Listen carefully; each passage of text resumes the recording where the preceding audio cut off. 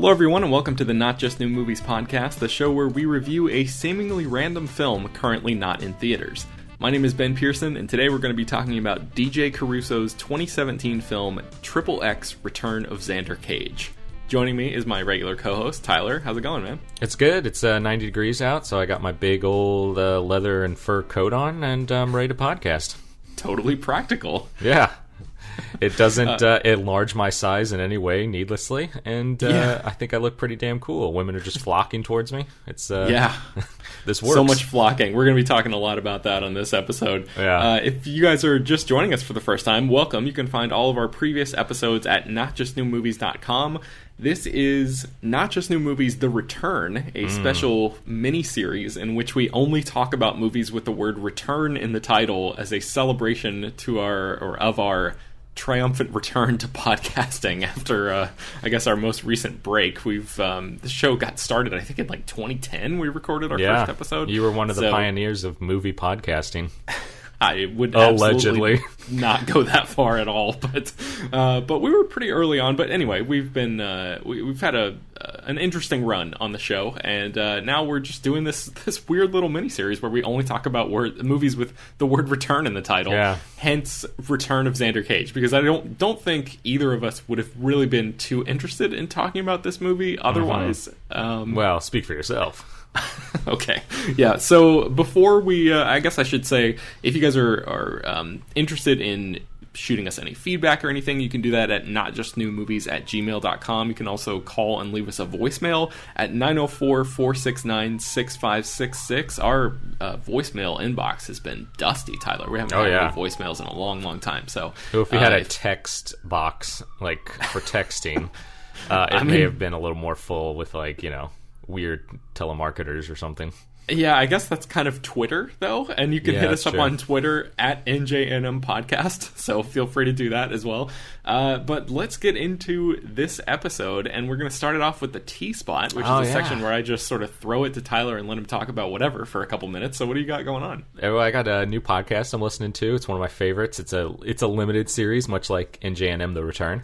And it's actually a spin-off of another podcast that I don't listen to, which is weird, Hello from the Magic Tavern. But they do a spin-off special on Stitcher, I think, stitcher.com/something. And it's called Offices and Bosses, where the characters from Return or Hello from the Magic Tavern play a Dungeons & Dragons-esque game in their magical world called Offices and Bosses, where it takes place in our mundane world. Okay. And so they try to do like regular Joe stuff. So there's like a wizard who's playing a marketing manager. And so it's fun for them. It's fun for those characters because they don't live in the mundane world. Right. But then there's Arnie, who is from our world, who has fallen through a warp portal to that Hello from the Magic Tavern. So he knows a little bit about our world. So it's improv. It's a bunch of comedians, and it's pretty funny. So I suggest checking it out. You'll know the logo for it right away. It's a crow staring at a staple remover, and you know my love for crows. Crow to Quest coming soon. So one more time, what's the name of the show for people? Offices and Bosses. It's a spin-off of Hello from the Magic Tavern. Amazing. All right, so with that, let's go ahead and dive into our review of XXX Return of XANDER CAGE. You know, they say the world is safer than it's ever been in the history of civilization. Do you feel safer today than you did yesterday? I know I don't.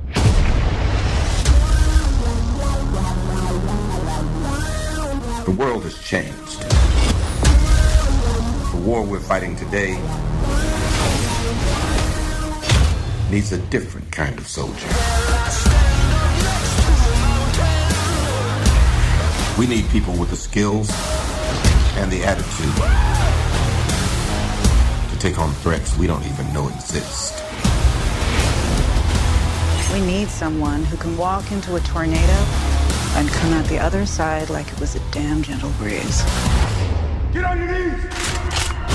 If you wanted me back, you could have just asked me. Let me simplify it for you. Kick some ass and try to look dope while you're doing it.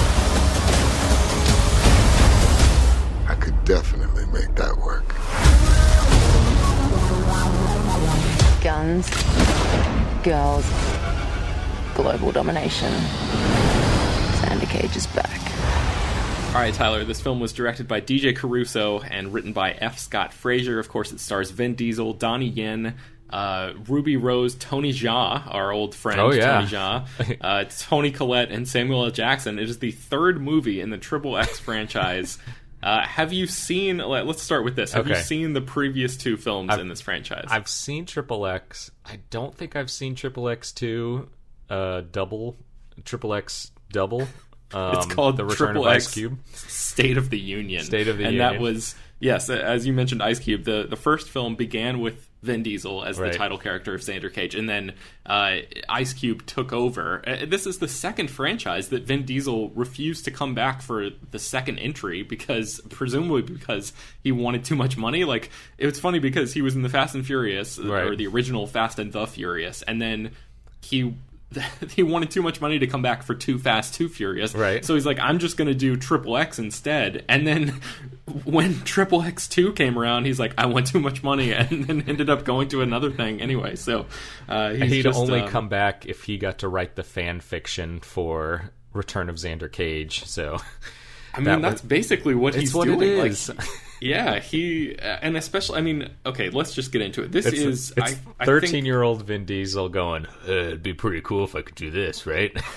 If I could snowboard through the mountains with no snow. I cannot think of aside from maybe like a documentary that was produced and had a heavy oversight by like the family of a person, I cannot think of another project that is this blatantly narcissistic and just like it throws all realism and just reality to the wind, because it in this world it posits that Vin Diesel is the peak human male that exists on the planet, and he just relishes in it. It's smug how ridiculous this movie is, which I would love otherwise, but it's kind of it's a wonky movie where it is kind of a spoof, but it's also not a spoof. So I don't know where it really falls here, because I would love this movie if it was, I don't know, you know how Austin Powers is enjoyable because it knows it's a spoof of something. Sure, but it kind of feels like it is making fun of itself, but then it's not, so it kind of feels more paint by numbers as far as like an action movie that's trying to make tons of money worldwide. Something Pitbull would probably enjoy. I kept thinking that Pitbull would be like, oh yeah guys, he'd like rent out the theater to watch. I'm surprised Triple Pitbull X isn't in this movie. Like, that's how ridiculous this film is. There's one guy, so the premise of this film is Xander Cage, who is a member of a top secret agency called Triple X, recruits his own team, and one of the members of that team is just a DJ. He has no discernible skills outside of like dropping hot beats. But DJs are so cool, Ben. Like, you get that Apple Mac and you just push play, and all of a sudden you're a secret agent. I'm wondering if there was a DJ in this movie only because the director's name is DJ Caruso. If that was like part of his requirement for taking on this film. Yeah. I mean, he didn't really. Did he know any martial arts at all, or was that just Tony Jaa, who was unrecognizable in this? Yeah, he was sporting like a weird dyed mohawk, I think. Yeah, and he was acting like he was on speed or something, some kind of trucker speed. Yeah, and you can tell that that English is clearly not his first language. Like, it reminded me of like Andre the Giant, how in The Princess Bride they had to teach him how to say his lines phonetically. Like, he couldn't fully grasp exactly what he was saying. He just sort of like memorized the sounds of the words and said them that way. That's sort of what Tony Jaa, his acting. I mean, he's always like a kick-ass, awesome, he's great when it comes to martial arts and stuff like that, but in terms of any line delivery in this movie, I was like, ooh, that's a little rough. Well, Ben, if you look at the bottom of the poster, instead of saying made in China, I think it says made for China. Yes, because I think it's a Chinese production company, correct me if I'm wrong. Yeah, they're definitely one of them one of the many production companies that teamed up to make this movie hails from China. Yes. And I think when we go crazy about like foreign martial arts films, perhaps they go crazy for like Americanized like fan fiction fantasies of what happens to secret agents. So I don't know, it's just kind of crazy to think that this would be huge somewhere else.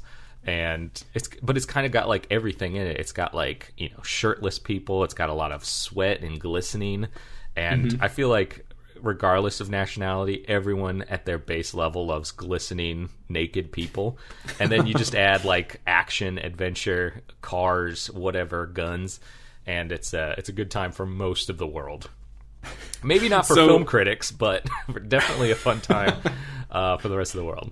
Right. So the movie begins with Samuel L. Jackson's character. He plays this guy named Augustus Gibbons, who is the head of this XXX department, basically. And he's trying to recruit a soccer player named Neymar Jr., who is like a real soccer player. They just threw him in there, presumably to cater to the Brazilian market as well. Yep. Because, again, remember, Ben, outside the U.S., soccer is huge. So I'm sure just putting his name on the poster is enough to get people into the theaters. Yeah, so what did you think about Samuel L. Jackson's opening monologue here? He's giving all these reasons, like, that's why XXX exists. Like, all these, one after the other. And to me, it was just a list of nonsense. They weren't real reasons why the program exists. It sounds like every other speech he gives in every other movie where he tries to recruit people for a top secret group of heroes. Except he mentions Dogtown and Z-Boys in this one for some reason. I was like, that's a movie. Maybe that was another movie popular in China, and so everybody references that as their go-to like skateboard movie or something. He might as well have just mentioned Rocket Power on Nicktoons. Sure, wow, that's a deep cut reference. Okay, I found myself watching a couple episodes of that after school back in the day. So a satellite crashes into the restaurant that they're in, and it seems like they die in a fire. But spoiler alert for the end of this movie, Samuel L. Jackson survives. I guess both of them do, technically. Tom Sawyer style, he shows up to his own funeral. And you're talking about, like, it sounds like every other speech that he's given in previous films. It's like the fire that supposedly kills him. It kills him mid speech, just like in Deep Blue Sea. It's like this is like an overt reference to that movie. It seemed like. I guess he doesn't die on Snakes on a Plane, because that would have worked too. That's true. So he died in Jurassic Park. Oh yeah. Was he giving a speech about computers or hackers? No, I think he was hate this going hacker to, like, shit. flip a breaker or something, and then his arm was chewed off by a raptor or something. I gotta flip this breaker. So the movie, I guess after that, like, little prologue, there's an action scene almost immediately where Donnie Yen leaps from the top of a building across what appears to be a major street and crashes through a window, and then in a tall skyscraper, and then proceeds to just decimate 10 or 15 guys who cannot hit him with their guns for the life of him. So what did you think about that? I have to admit, I saw this and I was like, this is insane. Like, it's starting out insane. I'm here for Donnie Yen. Like, I want to see him doing ridiculous martial arts and stuff in this movie. Right. But the way that, I don't know, this movie just started off on the wrong foot for me. What did you make of this opening fight sequence? I mean, Ben, I've coined the phrase Kung Fu Christmas, or whatever I call it, martial arts Merry Christmas or something. I love martial arts, and I love real life choreography when it comes to martial arts. So I wrote down in my notes, better, cooler looking than Justice League. Because, like, as far as these big budget movies, like, if you can include, like, some legitimate fight choreography, I mean, I'm going to be okay with it. Like, even if it is, like, forced into the very beginning of the film, it's like, okay, this is kind of what I signed up for with XXX, Return of Xander Cage. You don't want him, like, atop a mountain in Tibet, like, reconsidering his existence. You want a fight scene right off the bat, so... Yeah, and I think ultimately I came around to this movie's ridiculousness in terms of the way it stages all of these fight scenes, and I think it's because the movie actually gets a little bit better as it goes on. I think it opens pretty rough, but okay. like debatable. In your mind. It gets worse. Toni Collette is Oscar-nominated. Toni Collette plays like the bad guy in this movie, essentially the head of the CIA, I think, and she does the best with what she has. I'll give her that. She has some dialogue that says, one of the lines that I wrote down is, "We need someone who can walk into a tornado and come out the other side like it was a damn gentle breeze." Yeah, her lines were pretty terrible. Like, anytime she was on screen, like, explaining something, I'm like, we really don't need this. You could send this via text message easily. Yeah. And Xander's like, and Xander can just look at his phone and be like, "We gotta go, guys." And then, they go to wherever, Hong Kong or something. Yeah, but speaking of Xander, the introduction of this character, I mean, this is where the narcissistic fantasy really begins, because everyone in this small town knows and loves Xander Cage. They are obsessed. Like, he is, like, skateboarding through the streets, and literally everyone he comes in contact with, he either waves at them, or they, like, chase him happily, or, nod at him. Like, there is no one in this area who doesn't know who he is, and he is, like, a folk hero to these people. He is a folk hero. I was going to say Santa Claus, but yeah, he's definitely like a Paul Bunyan. And there's this elaborate action scene where you mentioned it earlier, he's, like, skiing through the woods, which, like, I don't think that's how skis work. Yeah, like, they should break instantly. Yeah, but it's all to steal cable so people can watch a soccer game. So, I mean, at that point, I was kind of like, up for the entire, I'm going to say, country. I mean, that's kind of cool, I guess. Like, it's like, okay, he did all that just for a soccer game, but again, people love soccer. They'll go to the ends of the earth for soccer outside the United States. It's trying to be like a Robin Hood thing where he's distributing wealth to the poor people. Right. But it's also like this movie has to outdo Bond as hard as possible at every turn. And like it just, it's like James Bond will hook up with, I don't know, 1 or 2 women over the course of an average Bond movie, probably. Right. And this movie, once XXX sort of gets into the groove a little bit of the story, there's almost instantly an orgy scene. Yeah. It was kind of weird. I don't know. It seems like no words have to be spoken between him and his femme fatales. Yeah, not at all. They're just, like, contractually obligated as women to fornicate with XXX Xander Cage. Yeah, it's like every woman in the movie just throws themselves at him because he's the peak of human sexuality, I guess. I don't know. Sure. It's I mean, that's called XXX for a reason.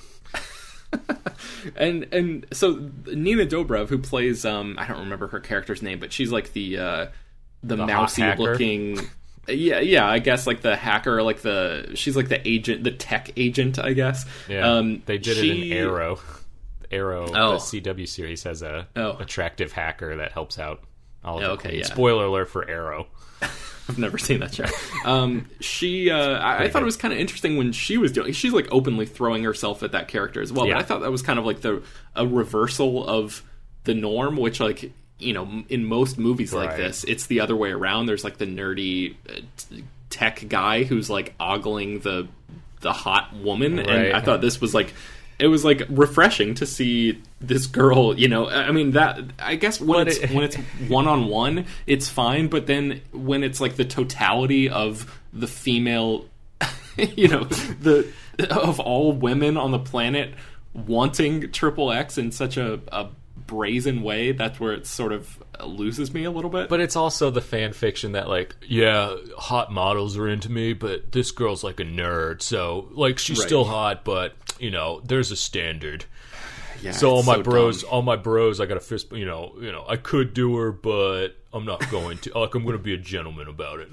Yeah, and then so it's pretty good Vin Diesel impression. It's still clearly written by men.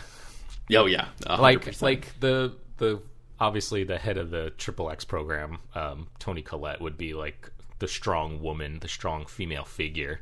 Mm-hmm. So maybe that was the handout. That was their concession Yeah. that they made. Like, all right, we can get away with this because we have this woman who's leading the CIA. Yeah, or okay, whatever. Xander won't bone the head of the XXX program. Okay, fine. But everyone knows that she wants to. Though. Yeah. So that's the important thing. So I mean, I guess we don't. This is a movie that's so ludicrous. We don't have to go through the entire plot of it.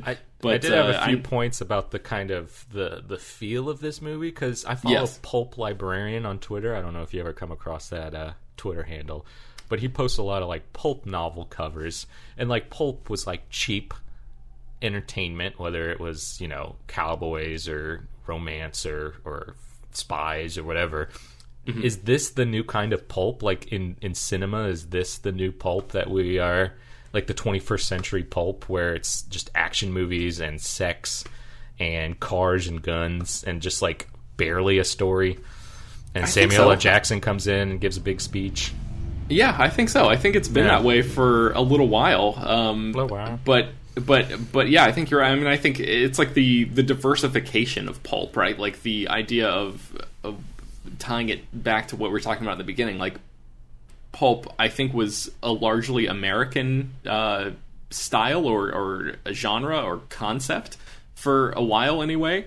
And now I think it's like, you know, because cinema has a much more global reach, they're trying to just like include everyone in this and you know, like disperse this product as widely as possible while still maintaining that very like B-level trashy element to it. I think I put lame in all caps because as masculine as I think I am, I still thought a lot of this was pretty lame.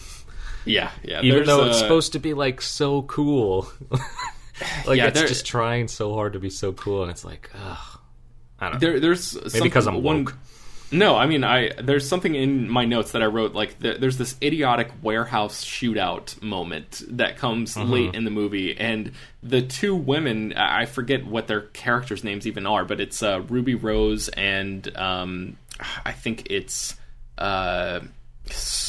is it Serena? I don't remember the characters' names. They don't do a very good job establishing what these characters' names are, in my defense. It's not like I've just completely forgotten. It's like the movie barely cares about what their names are. But anyways, it's... there's Buff Dude, Karate Guy, Sniper Girl. Yeah, so it's Sniper Girl, Bikini Lady.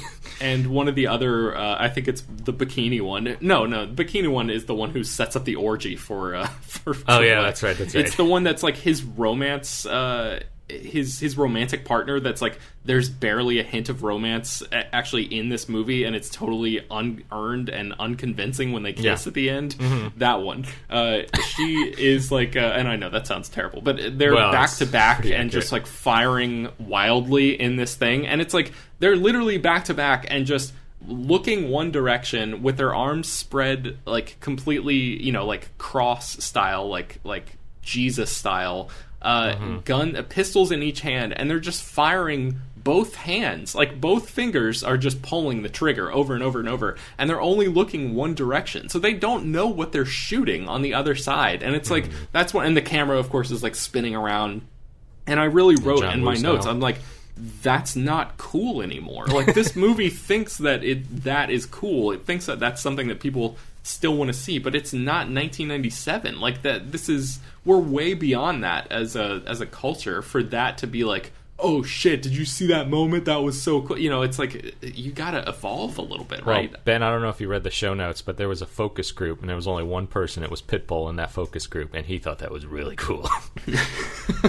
Although I keep ragging on Pitbull, he's actually a really positive person, so I don't want to be like a cynic towards Pitbull, because I think he's pretty awesome. But I feel like he would just love this movie and have it on Blu-ray, 4K. I mean, he's he bought basic. the TV just to watch it in 4K. Yeah, he's basic, I think, is what you're getting at. And this is a very basic movie. It's like, this is, you know, there's base pleasures in this movie. Kind of like what you're talking about, like the glistening bodies and whatever. It's like, this is not high art. This is not even a B movie that's particularly well executed. It's just like, it's just there. And there's like, you know, they spatter a few interesting scenes throughout, but for the most part, it's just like by the numbers kind of ridiculous action. Like I mean, did you have anything else written down in your notes that you wanted to? Okay. Sometimes I feel like Vin Diesel isn't really riding that dirt bike. I don't know if you watch I always I fine-tuned my eye to see like stunt doubles and when things look fake. And I don't think he was really riding that dirt bike. Dial 9. One of the things in there was I wrote that bikes in a wave curl equals some of the dumbest shit I've ever seen in an action movie. I didn't know how that were the spinning tires, did they become flippers so that when you rev the engine, like it could move across the water? It seemed like that's what they were implying. That's the kind of humorous observations you'll find on the NJNM podcast Twitter feed, because I asked Twitter that same question.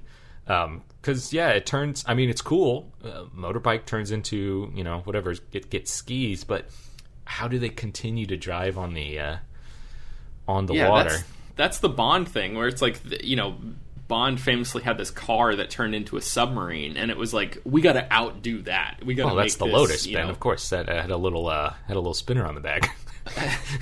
Yes, exactly. I mean, I'm not saying it wasn't also ridiculous in the Bond movie, but it was like ridiculous in like a 1970s kind of way, or when that movie came out. And this is like extreme. Like that's the whole brand of this movie. It's like Bond, but he's narwhaling off the grind pipe or whatever. I'm just making up the terms, but you know what I'm saying.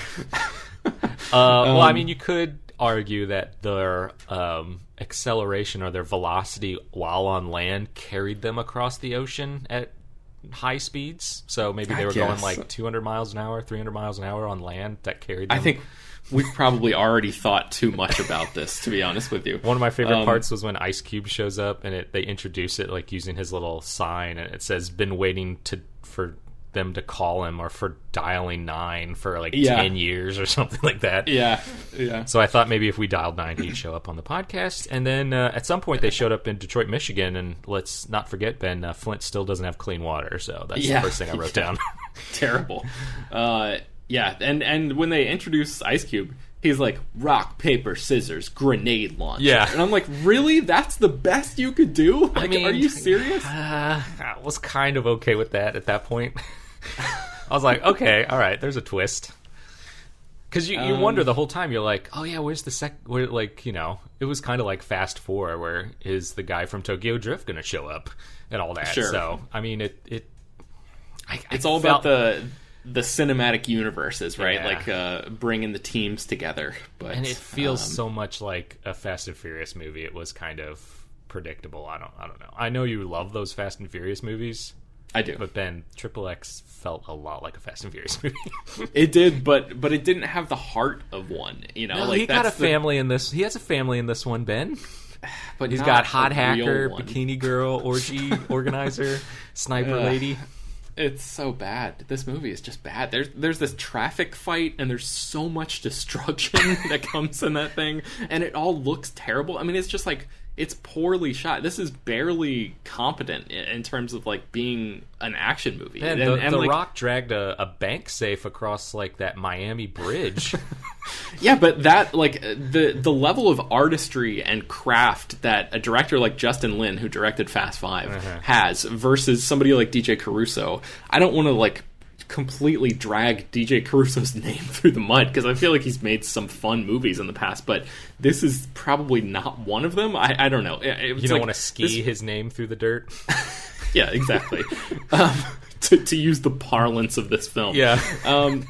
I mean, there's a part where XXX does a standing full backflip on flat ground holding a motorcycle. Yeah. Like, how strong do you think we think he is? Because that's like a superhuman feat. He is the Brazilian Paul Bunyan. But yeah, that reminded me of the other kind of cool part was when the sniper lady was doing the heat vision in the apartment. And Vin had to go up, Xander had to go up against the window to like read between the lines, and and then like I even tried to do it. That is a really difficult move, to remove your middle finger at a very, very critical moment. Right. Yeah. And keep but it she down. did it. Yeah, she did it. And she's one of the greatest snipers of all time, Ben. So Yeah, and luckily the angle, he knew exactly how to position his hands for that too. Like, it always reminds me of like one of the most ridiculous moments in an action movie that I can remember is this film called Night and Day that starred Tom Cruise and Cameron Diaz from like 2010, 2011. I remember that. And Tom Cruise is supposed to be like this, essentially like a badass secret agent type, along the same lines as Triple X, but not as extreme. And he's being chased, and he's in a train, and he is in like a train compartment, and he's in this it's got like a glass window on the side, and it pulls into a station, and he's in this compartment, and he realizes that the agency who's coming to chase him are coming in, and they burst into the door, and he's not there, but he has like, I think, breathed he's breathed on the window and drawn a circle on, in the fog. And then when the agent looks through it, he's standing in the exact center of the circle outside of the train, like out of the window. And it's like, how did you know exactly what angle that person would look through to position yourself where you would be at the center of that circle? And this sniper bullet thing is the same thing. It's like, how did you know exactly where she was positioned and how to move your hand? Because, like, if you're off by a millimeter, you've lost your hand. I don't know. It's if you're off by a millimeter, you lose your hand. It's quote XANDER Cage. Typical for this kind of movie, I guess. But let's talk about Donnie Yen for a minute, because while Tony Jaa, like you mentioned, he didn't really register. He wasn't given that much to do in this movie. He had a couple cool, like, jump kick knees to the chest moments, which is like his primary move. And that and like an elbow to the top of the head, I feel like are the extreme Tony Jaa moves. And you and I will go to the bat for Tony Jaa at any point in our life. Yeah, definitely. Like, if I give me the slightest excuse, and I will praise that man. But this movie just didn't give me the slightest excuse, unfortunately. I know. But Donnie Yen, on the other hand, I thought after that opening scene where he leapt across a freaking full traffic street, I thought after that he got a lot cooler, and I was like, totally, it basically, it's a bad idea to put Donnie Yen in this movie, because the entire purpose of this film is to feed Vin Diesel's ego, but Donnie Yen kicks so much ass that he makes Triple X look terrible all the time. He is fluid and fast and precise, and Triple X has never, or Vin Diesel has never been any of those things. Well, he's got that coat. Yeah, he has the coat, and that's basically it. You think Xander's passing the torch for Quadruple X, and Donnie Yen will be the main agent? I mean, maybe, and that's one of the things, we're talking about, like, bringing the team together. This entire movie is, like, bringing all of the teams together, because you realize that, like, it's set up where it's, like, Vin Diesel's team versus Donnie Yen's team, and then you realize that they're all Triple X agents, and then it's, like, they're fighting together to take down Tony Collette. Yeah. And Samuel L. Jackson and Pele are in an old folks' home, like, trying to recruit new members. Yeah, and so yes, I think the answer is they probably are setting that up for like a return for some of these characters. Triple X 4 return of Zhang, I think, was Donnie Yen's name. Okay. So I don't know, maybe that could happen, and it definitely seemed like the Zhang gang. It definitely seemed like Ice Cube was, raring to go and back to, really wanting to be a part of the team again. I don't know about that. I think he was just like, okay, I'll be in this movie, but I just want to shoot grenades the whole time. I don't want to be like, I thought the same thing after that one scene, but then at the end of the movie, when he comes back, he like rolls up in Triple X's car, and it seemed like that was the part where they were really trying to set it up for like, oh yeah, this is gonna happen. Like, as long as this movie makes enough money, you're gonna see all these people again, in the next one. So now, at the end of Fast 9, when Ice Cube rolls up in that same exact car, and both of these movies exist in the same universe, how are you gonna cream your jeans? With fury, I'll say that. No, I don't. Vin versus Xander versus Dom. Versus Vin again. Like, it would be, I mean, I guess it would make sense in terms of like both the Fast and Furious franchise and this one really exists to stroke Vin Diesel's Right. ego. So the idea of him playing against himself, like him playing multiple roles in these movies, Right.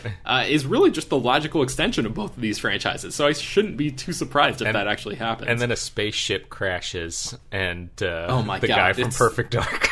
It's Pitch Black or whatever. Pitch Black, that's right. Yeah. Sorry.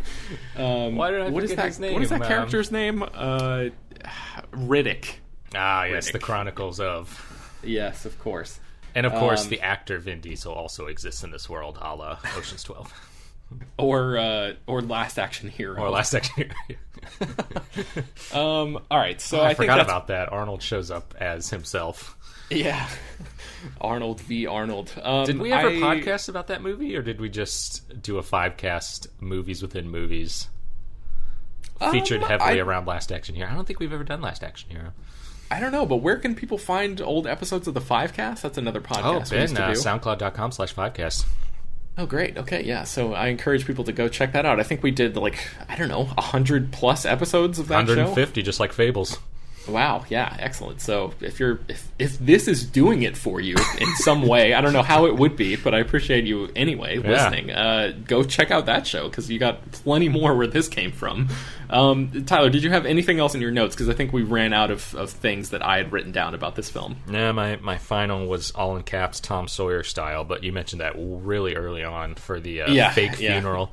But that's one of my favorite things ever is fake funerals. Like when you fake your death and then watch your own funeral. I find that just to be such a class. It's not a cliche at this point for me. If people fake their death and then attend their own funeral to kind of show off, it's man, that is so ballsy. But don't you think there's something? I mean, you just mentioned Tom Sawyer. That's the most famous example of this. Do you think there's something too classic about that trope being applied to? It feels like it doesn't belong in this movie because it's too smart for this movie, or it's better than this movie. I mean, I'd much rather have an explanation as to why they survive, how they survived that explosion. Maybe there's some experimental lotion that Samuel L. Jackson was using that protected him from 900-degree flames. Right, because when the fire happens, he flies toward the camera. There's no way that he made it out of that explosion alive. But then they put an eye patch on his glasses or whatever that was, and they're I guess there was some damage, but now he's got cybernetic eyeballs, so he's even better than he was before. But I mean, that kind of stuff is going to happen in Marvel movies, comic book movies. It happens all the time. So yeah, I mean, it's actually happened to Samuel L. Jackson before in Captain America: The Winter Soldier. So. And I think it's just a way to, I don't know. They did that with Blofeld too in the Bond movies. And remember, it was it Diamonds Are Forever, where they explained that the actor couldn't come back, Terry Savalas, as Blofeld, so they just remolded him. He had new skin. Oh yeah, Telly Savalas, yes, the guy who played Kojak. He played Blofeld in On Her Majesty's Secret Service, but Blofeld showed up again. Yeah, and so they've explained away his death in every movie almost. So I just like that stuff. It kind of gives me a comic book vibe. And I think that's the biggest problem with this movie is we're talking about these action scenes that are pretty ridiculous. I mentioned the traffic chase, and they're running on top of cars, and cars are flipping around and blowing up all around them, and those kinds of things. If you pull out any one of these action scenes and put it in a better movie, I wouldn't be complaining about it. But it's the totality of the movie, right? It's the whole. You're talking about the vibe of the film earlier, and it's it just seems a little desperate to me. Mm-hmm. And desperation is a stinky cologne, to quote Super Troopers. There's it's you can feel that the movie doesn't necessarily earn the moments that it has. It's just a collection of moments. It's not it doesn't string you along very well from one to the next. It's just sort of you're waiting until the next one happens instead of being invested in the characters or the story. It's just all right, get me to the next ridiculous action scene, and then you're just sort of shaking, or I was anyway, just sort of shaking my head at this is what they're doing. Okay, all right, I guess, yeah, okay, here we go. It's a Vince-ploitation movie. Yeah, that's a good term. I'm gonna have to or appropriate that for some long form essay or something. Film.com. But yeah, speaking of that, I guess where can people find more of your work online, Tyler? I don't really have work, Ben. I just have, this. Mm-hmm. And, of course, you can follow the Fivecast at the Fivecast on Twitter and the Not Just New Movies podcast at NJNM podcast on Twitter. And at Alan Traherne is the personal one. So, excellent. You don't have to follow that one. Yep, but definitely interact with us on Twitter. That would be great. I think Tyler's doing a great job of running the account there. 380 followers. Hit us up with some GIFs or whatever you want to do. Xander Cage us in the mentions. Drop those. Cage us. And you can find me writing at slashfilm.com. You can hear me on Slashfilm Daily, which is the daily podcast they have over there. You can leave us a voicemail at 904-469-6566. That's 469-NJNM, of course, for this podcast. Or you can email us at notjustnewmovies@gmail.com with any sort of feedback or your thoughts about Return of Xander Cage or any of the other movies in the Not Just New Movies The Return mini-series that we've got going on. Speaking of that, Tyler, we don't know what movie we're going to be talking about next, but it is going to be coming soon. We are trying to do weekly or at least, get on some sort of schedule here for the summer of 2018. So, well, you'll have listened to our first 4 episodes starting May 25th, and so we're probably somewhere in the middle of June. And probably about... let's say this is the 5th episode. There's at least 5 episodes. So this may be the last one, or you might be right in the middle of the run. Who knows? But just subscribe to us on iTunes or follow us on Twitter, and we'll let you know when the next one comes out. But it's definitely going to have the word return in it, or returns. Oh, 100%. So, subscribe to the show on iTunes and leave us a review there. That helps us out in terms of visibility and podcast rankings and all that stuff, and it helps us get in front of more listeners. So you can spread the word however you want. If you can, that would be great. Thanks for listening, everybody. We'll see you next time.